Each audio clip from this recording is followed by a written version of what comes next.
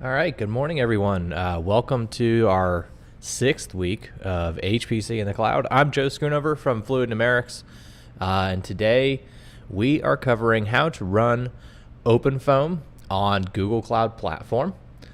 A few things you'll need before you get started if you're following along with the demonstration today. You will need an account on Google Cloud, and you can do that very easily if you have a Gmail account or a G Suite account. Just head on over to console.cloud.google.com and you can create your account. And if this is your first time on GCP, you will get $300 trial credit that you can put towards today's demo. The other side of it is I did design this tutorial to meet the minimum quota that all users get when they arrive on GCP. But just keep in mind when we do this tutorial and in future tutorials, sometimes quota can be an issue. Today you'll only need 24 virtual CPUs and 128 gigs of disk space. I guess as another prerequisite, if you subscribe to our channel, you'll be able to actually ask questions and post your comments in the chat window on the live stream. So if you do have questions throughout the presentation, feel free to post them there once you subscribe. All right, so what we're going to do today is we got a few things on the docket here. We're going to create an auto-scaling HPC cluster on Google Cloud. And then while that's being created, I'm going to show you how to use Google Cloud Build and Packer to create a custom VM image. And in fact, I'm going to be sharing with you the scripts that we use to create the OpenFOAM VM image that we're going to use today. Once we get that going there, for the demonstration, we'll actually show you how to use a publicly available image for OpenFOAM that we've made. We've opened up access for all of you to be able to use that with your cluster. But we'll walk through how to set up Slurm accounting on that HPC cluster and then how to configure that system to use either your custom VM image if you want to do that after the demo, or just using that public VM image we have available for you that has OpenFOAM already installed. And then at the end of today, we'll basically have gone through running the NACA 012 demonstration, which is just compressible flow passing airfoil. So that's really it. So let's go ahead and get started. We're going to start just by creating that auto-scaling HPC cluster. So if you're on Google Cloud and you've got your account ready, you should see a page that looks similar to what I'm showing in the top left of the screen here. This is the Google Cloud console. We're going to head over to the Products and Services menu on the top left of that panel. Hop on down to Marketplace underneath Products and just take a look for Fluid Slurm GCP, Slurm GCP, what have you. You will find our solution there. And we're going to use that top solution there, just Fluid Slurm GCP. This is the basic CentOS 7 based deployment of the HPC cluster. Now essentially what you're going to be getting is a login node where you'll be able to hop into that system and submit jobs using the Slurm job scheduler, and a controller that will actually host that Slurm job scheduler. If you missed the tutorial from a couple weeks ago, we did go into a lot of details on like all the different configurations that are available here and on the cluster itself once you've deployed. You'll be kind of getting thrown in the deep end today. We'll be going through some of this material pretty quickly. But if you check out through our channel, you will find those tutorials from a couple weeks ago on how to create those clusters, and that should give you the information you need on the details of what's going on here. I'm just gonna go through this form here and just set up our cluster using the default settings, except I'm gonna modify the compute partition to have 16 virtual CPUs. So I'm gonna go ahead and get the deployment name. We're gonna call it OpenFOAM demo. And I'll let it seems to suggest to me the default today is US West 4, so that's where we're going to run today. I am using default networking. Now, if you do have your own virtual private network that you want to use instead, if you click that drop-down menu, you'll be able to select it from there. We're going to go ahead and leave the login node where it's at with the 4 vCPUs, 20 gig boot disk. We do recommend for more production applications or production environments that you at least have 8 vCPUs. And of course, if there are more people on your team, go ahead and bump that up as you see appropriate. The controller, keep in mind the controller hosts over NFS, home directories and apps directories. So if you have a lot of users, 20 gigs might not be sufficient. For today's demo, it certainly will do fine, but just keep that in mind. And of course, if you didn't want to host your home directories on the controller, you can always use a solution like File Store to make that happen. Okay, so for the partition, I'm going to call the partition OpenFOAM since we're going to be running the OpenFOAM application in this compute partition. And if you click that drop-down menu underneath the machine type, we can select the N1 standard 16. We will need to bump that boot disk size up to 50 gigs. Currently, the image size we have available for OpenFOAM is 50 gigs, but we're doing a little bit of work to try to get that down a little bit further. Of course, we've made all the scripts that you're going to be working with today available to you guys, so if you see ways to improve upon that image, we'd love to see your feedback and your contributions. Once that's all set, we'll go ahead and hit deploy. And real quickly, what's going on in the background here is the Google Cloud basically is running a service called Deployment Manager, and this is creating your controller. It's going to host the Slurm job scheduler and a login node. So while this is being created, let's go ahead and go to the next step here. I did just want to give you a brief introduction to this image bakery repository that we have out there. This is a repository that provides templates for you to use to create virtual machine images that are compatible with this solution. And what that means is, so on this cluster, you can have a variety of partitions, and in those partitions, you can have what we call machine blocks. And those machine blocks basically are groups of homogeneous compute instances. They have the same GCP machine type. They'll have the same compute image that they're starting from, same GPUs, etc. Now, the idea here is that with using this image bakery repository, you can run one cluster and create virtual machine images for each of those machine blocks in your Fluid Slurm GCP deployment. So this way, if you have if you have complete workflows that include, like for CFD, usually we have like mesh generation. You have some type of pre-processing where you're generating initial conditions, or you're doing a lot of interactive work. And then you actually go through, these early stages of kind of revising your simulation setup. Usually doing a lot of these short runs during like this spin up phase to make sure that configuration you've got is going to work. And then of course you got the production deployment of the application, and then there's post processing, and kind of completing that entire pipeline can take a lot of different tools.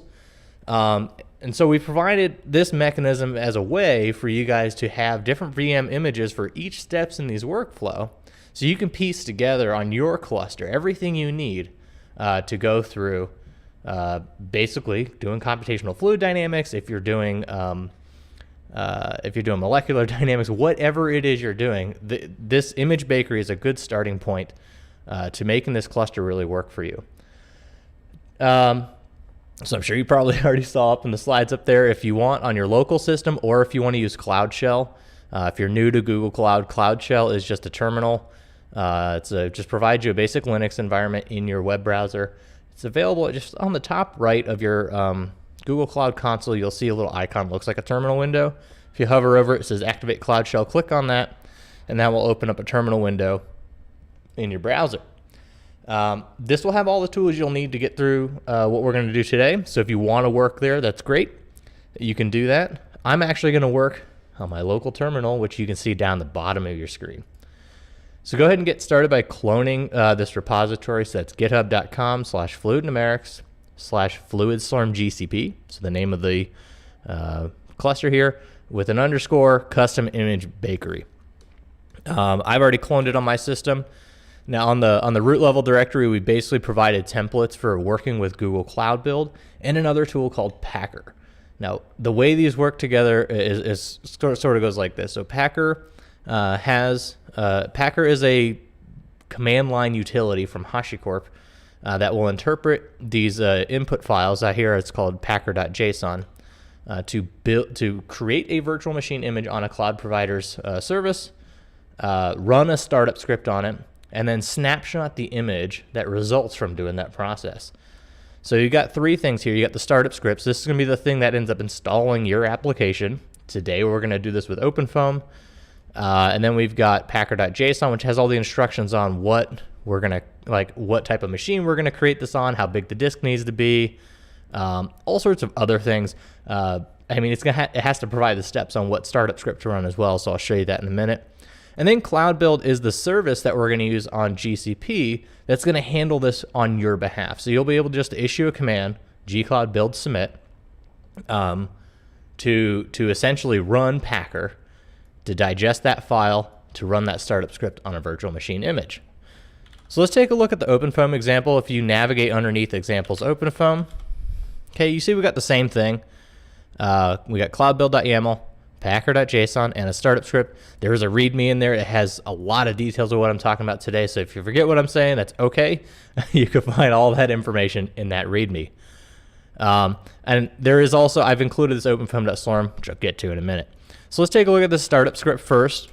The startup script essentially goes through and installs all the dependencies for OpenFOAM on starting from the FluidStorm GCP compute node image, which by default it doesn't have. If you know CentOS 7 particularly ships with the GCC 4. So basically we start you guys off with GCC 9, a bit newer. It gives you a much better footing than something so old as GCC 4. Then we got a lot of the dependencies for OpenMPI and OpenFOAM down below. So you're using OpenMPI 4 here, and we basically set up some files that you can use to basically bring these packages into your path, because we're going to end up installing these on the compute node. On the compute node underneath user local OpenFOAM. So underneath there, we'll have user local OpenMPI, user local OpenFOAM, and all the dependencies will be there. Those are not in the default path, so we've included these sections here starting at like line 31, where essentially we're modifying the path and LD library paths. So when you get on the compute node, if you source these files, you'll be able to have all these packages in your path, and you'll be able to call them out. And then, once we got the dependency installed, we just go through the standard OpenFOAM installation process. Here we're just using OpenFOAM dev. If you wanted to use OpenFOAM 8, you can just change dev to 8, and you can end up cloning from that repository instead. The nice thing is, since the installation we're providing you, we keep the source code on the image. If you did want, for example, to point to a new version after you've baked, you can do that, but then you got to run back to that installation process again. Anyways, all of that's there. And again, there's that file that you can use to source for OpenFOAM, bring it into your path. So let's take a look at that Packer script. So essentially, Packer is going to create a virtual machine and run that startup script. So let me show you how that works. Essentially, we're giving Packer this JSON payload that tells me, okay, I need to use the Google Compute Builder. So in other words, create a virtual machine on Google Cloud. Launch it in, you'll have to pass through a project ID, and I'll show you how that's done on the Cloud Build side, because we can actually get that information for free without having to think about it. Now the source image is the image that this build is starting from. But now I've hard-coded in here that we're basically using FluidStorm GCP Compute. I don't recommend changing the base. In the Cloud Build side, we've set it as CentOS. I haven't, of course, this wouldn't work on our Ubuntu images because everything's based off of the Yum package manager. But you kind of get the idea. If you did have another source image you wanted to start from, provided it's CentOS 7 based, you could swap that out in here just fine, and you can have a standalone OpenFOAM image as well. I've set the disk size to 50 gigs, mainly because when we download a lot of the source code, it does take up quite a bit of space, especially when you go through this build process. There's a lot of temporary files that are created. This was just a safe limit I found. I haven't really dialed that back to what I think would be an optimum value, but it's there, and if you did want to start playing with that, you could. The machine type we're going to launch the image node, or we're going to use for the image node, is N1 standard 16, so 16 vCPUs. The only reason I've opted for that is so that we can run with a parallel make. So you run make minus J to basically run the make process in parallel. And that just really gets the build time down to about an hour. If you don't have parallel make, this can take quite a while.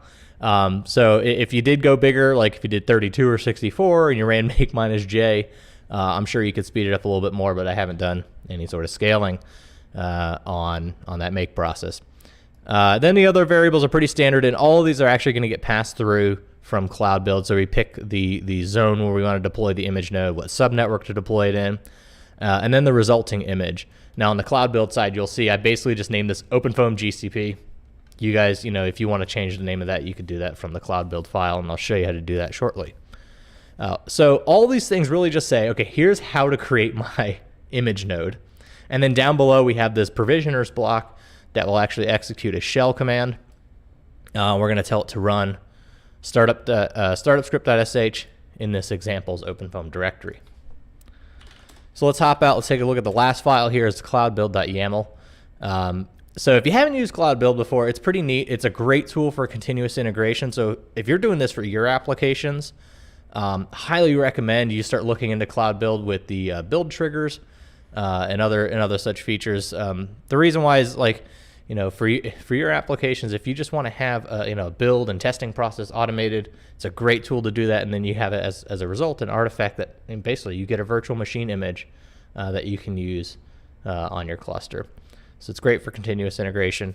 But essentially you drive Cloud Build by providing this YAML dictionary that specifies the steps to build your application. Here we just have one. We're going to build a compute node image. And in Cloud Build, every step is run inside of a Docker container. So here I'm using the HashiCorp Packer Docker container. And it's going to execute Packer build, because the entry point for that container is by default Packer, the command. And then we're going to tell it to run examples OpenFOAM packer.json. The nice thing about Cloud Build is it does take care of automatically mounting everything in your current path into those containers for each build step. So you don't really have to worry about bind mounting or anything. Like Cloud Build takes care of that for you. You can just focus on describing how do I build my application, as we've done here. So we provided these substitution variables. Now the defaults are going to be consistent with what we're providing you already as a publicly available image. But essentially we're building off of our CentOS 2.5 image for Fluid Slurm GCP compute. And we're going to name that image OpenFOAM GCP. All right, so that's really it on those files. I'll get to in a minute what that OpenFOAM.slurm is all about, but let's go ahead back into that main directory and just run. First, make sure you're in the project you want to be building in. I need to set my project to Cloud HPC Demo. Okay, and then we'll run gcloud builds, submit. Oh, right, and we need to give it the correct config. I'll actually pull up that command on that other slide there for you. You want to tell it to use the configuration file that's underneath examples, OpenFOAM, and cloudbuild.yaml. Otherwise, it will default to the cloudbuild.yaml that's in your current path, if there is one, which in this case is just a dummy template file, so it probably won't do much for you. So we'll go ahead and run that. So what's going on in the background? Again, this is connecting to the Cloud Build service, which is going to set up an isolated environment to execute those build steps. If you wanted to ever check on progress of like automated builds or even these manual builds like we're doing now, so you can see that there's going to be logs coming out on this terminal, which is just fine. Of course, when you start to do this stuff in practice, you really don't want to be doing this manually. But if you go to the navigation menu and we hop down to Cloud Build. Now I've got mine pinned up on top. You might need to scroll further down to the Tools section of that Product Services menu to find it. But you'll see we've got this build is actively going, and you'll see those same logs show up here. If you did want to configure triggers, you can do that on the Triggers panel. I've got none on this project right now. Of course, even if you're doing this stuff manually, you can actually set all those triggers using what's called infrastructure as code. And I'll just make a quick plug here for Terraform. Highly recommend it for controlling your continuous integration platforms. Okay, so that's enough of that. So essentially, so if you did want to create your own virtual machine image, that's how you do it. Now what we're going to do is just show you how to use the OpenFOAM image we provided for you on the cluster. You can use these same steps for working with your own custom images as well. So I just navigated over to the Compute Engine UI. You can see that there's that image node showing up there. But now we've got our controller and login. What we need to do is hop into that controller. So you can either copy that external IP, and if you've already configured OS login, you can use your own terminal to hop into that instance, or you can use the SSH button. Excuse me. You can use that SSH button to hop into that instance. That'll open up a terminal in your browser, and you can get in that way. I'm going to go ahead and use my local terminal. Just open up another tab here, and let's go ahead, make sure I copied that guy. Okay. It looks like I've already used this IP address before. This can happen because your GCP projects will reuse external IP addresses, and if the VM machine changes underneath the hood, you'll see this happen. So let's go ahead and remove that, clear the screen, and try again. Great. So we're working this time. Looks like my terminal disappeared. Let me get that back up for you. Not sure why that happens all the time.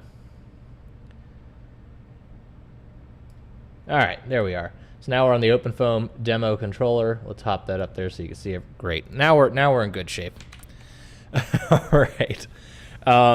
Okay, so we're going to be using a command line tool that we provided for you on the FluidStorm GCP image called Cluster Services. Now, if you were here for the previous demos, you got a pretty deep dive into this tool. But essentially, what we need to do is create what we call a cluster configuration file, which allows you to specify what your compute partitions look like, what your Slurm accounting looks like, and what the NFS, Lustre, or GCS mounts look like on your system. And then once that's specified, we can go through and actually make these types of changes. And what we're going to do here is essentially create a cluster config. We're going to modify the machine block for the OpenFOAM partition to use the publicly available Fluid Cluster Ops OpenFOAM GCP image that we've put out there for you guys. So to use cluster services, you need to go root, so go ahead and hit sudo su, and then we'll run cluster services list all. List is a command that will allow you to list various components about your cluster configuration. Listing all will give you everything. So we'll list all, we'll dump that output into config.yaml. Okay? So let's take a look at that guy.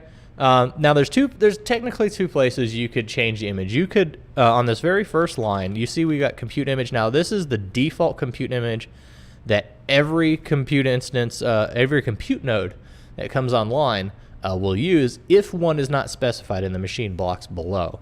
So you could change it here if all you're going to do is just run one image. That's the easy way to do it. Let me go get line numbering on. If you hop down to line 21, you got your partitions.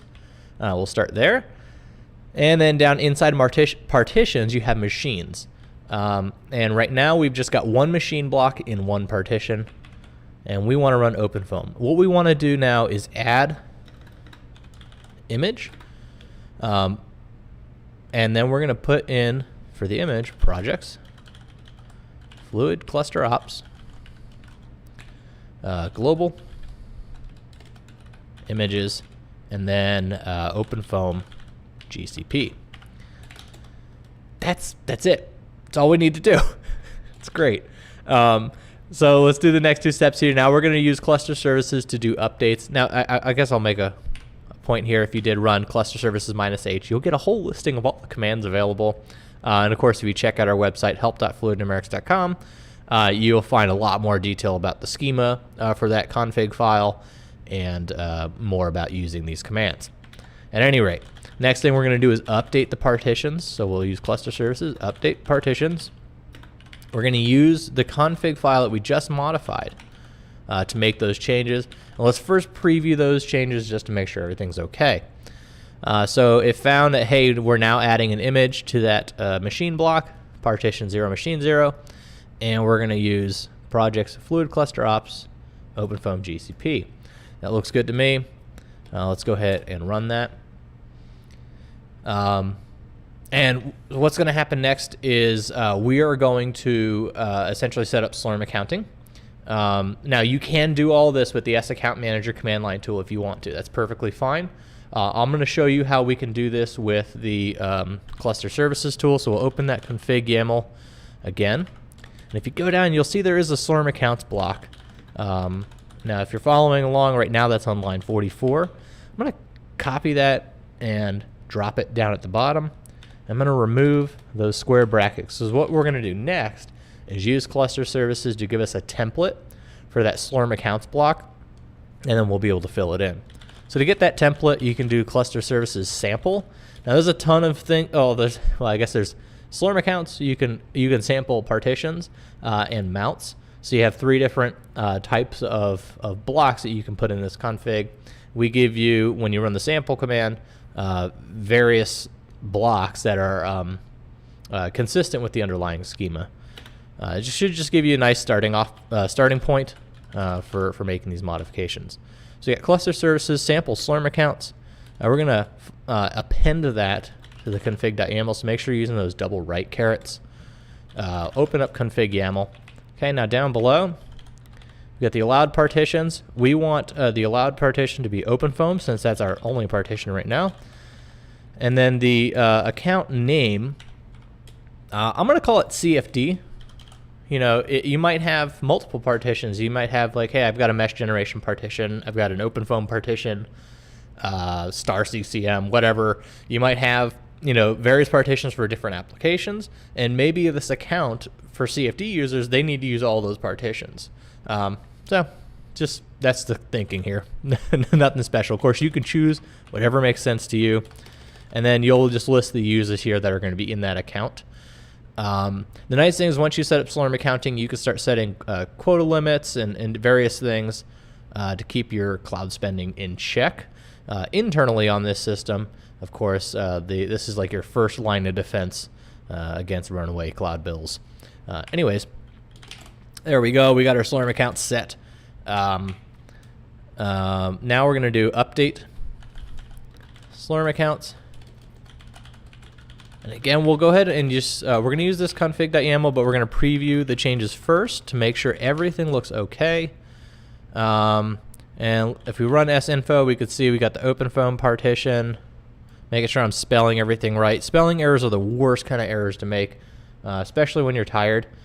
You know, this can get really obnoxious if you're not spelling things in the right order. Anyways, so we'll remove that preview flag, and we'll update those Slurm accounts. Cool. So now we're set up. We can actually hop out of the, let's see here. What do we want to do? We want to hop out of the, of this node and get onto the login node at this point, and we're just going to run the job. Before we do that, let's get to that openfoam.slurm file. Basically, I want to SCP that file up there. This is a batch file that we're going to use to run the NACA 012 example. So if we go to examples, OpenFOAM in that custom image bakery repository, you'll see that openfoam.slurm file is there. Okay, we'll go ahead and SCP openfoam.slurm up to the login node. I'm going to grab that IP address from the Compute Engine UI. Now, if you're using the SSH buttons to connect, you can just clone that repository directly onto the instance and then get the OpenFOAM Slurm file that way as well. That'll work just fine. And again, I've already used this external IP address. Let me clear that real quick and try that again. Cool. Now we're in business.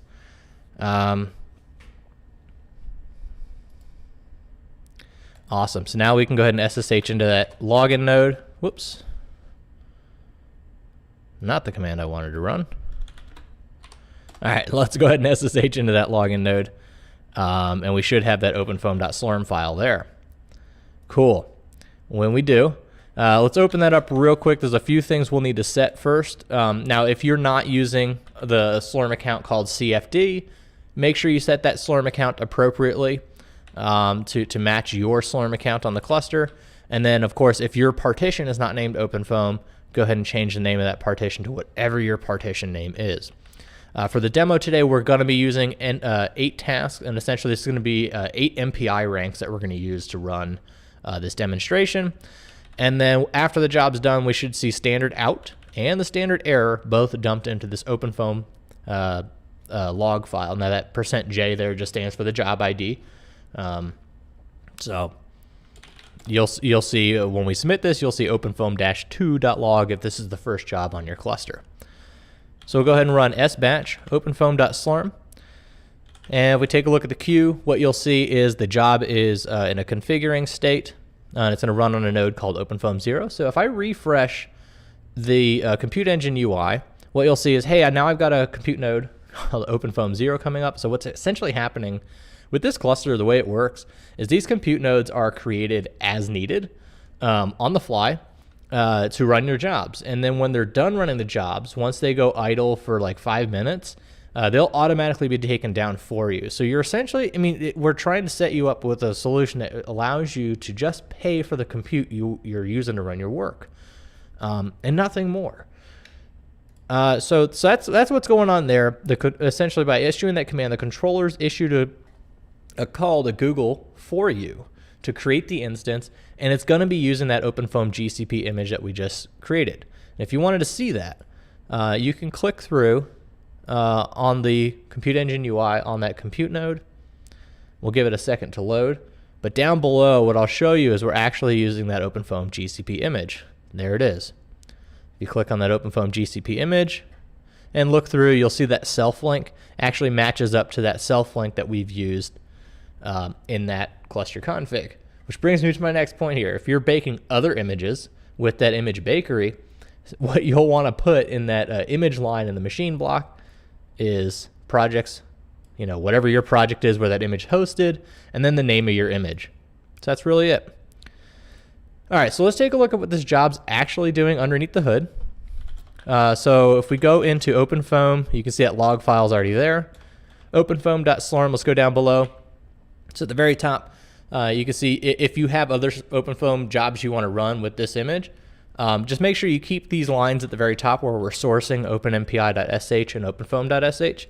This will bring MPI run, GCC9, and a lot of the OpenFOAM binaries into your path. And what we do now is we actually copy the row simple foam aerofoil NACA 12 examples. Remember, this is just compressible flow past an airfoil.